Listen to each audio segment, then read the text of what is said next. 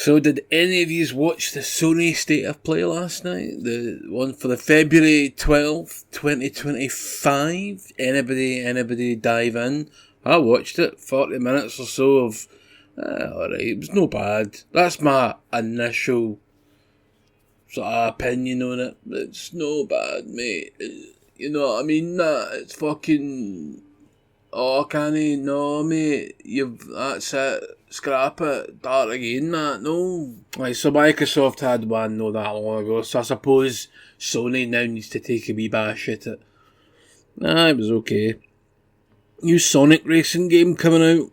And I mean, cool. They're good games. They're always out. They're always fun. There's about 1 million of them now. I hope it's no live service. I get that funny feeling every time I see a game that's got any sort of heavy multiplayer action implied in it, and I'm like, is this going to be live service?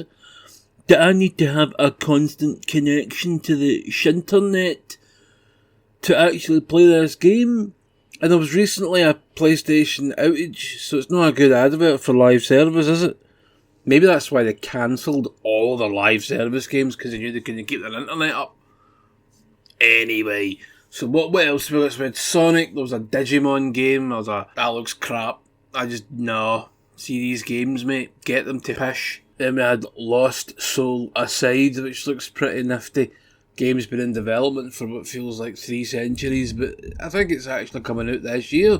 In fact, I think everything shown, bar 1 or 2, was given like solid release dates. Borderlands 4, September 23rd this year. Good. Looking forward to that. Looks like another Borderlands game, but it's kind of why I keep showing up. They keep making good games, I'm going to keep showing up.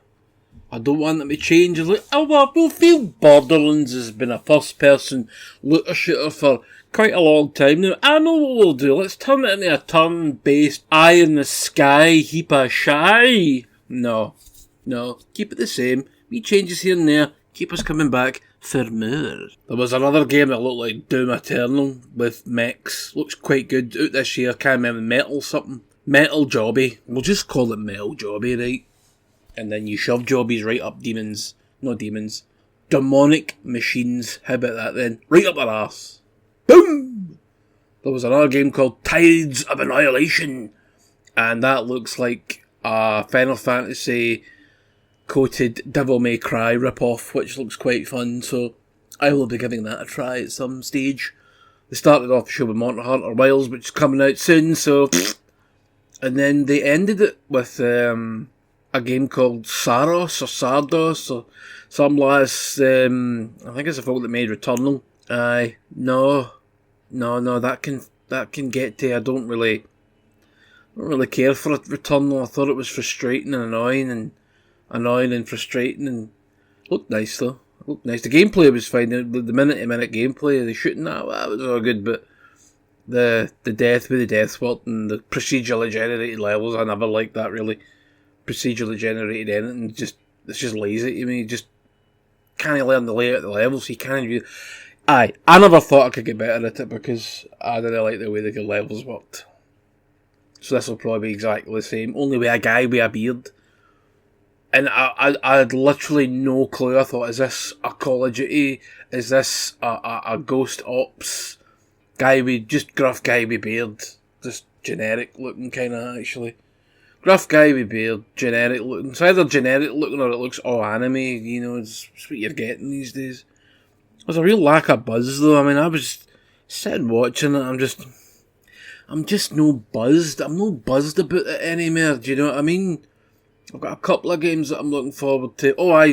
The guy for Rockstar, Leslie Benz's new game, Mind's Eye, that looks pretty good. It just looks like Cyberpunk. No, see what I'm saying? It's like the games all look good, but there's nothing popping out. I mean, there's nothing where I would go, wow, that looks really unique and new. There was one, sort of like, they called it a cozy horror game, and everything's made with clay. Can't remember the name of that either. Generally, if I can't remember the name of a game, I don't really care too much until I can actually play the damn thing, you know? There was a Dynasty Warriors game, but it was like Warriors Abyss, and it was like, it's like roguelite, and I'm like, so it looks it's an isometric top-down action game. Thought it's Diablo. No thanks. Looks like a mobile game. I'm not really all that. Nah. Nice they're trying new things, I suppose, but nah. No for me. No for this old gimp. The Warriors Abyss game's available now. Then there was Onimusha, Way of the Sword.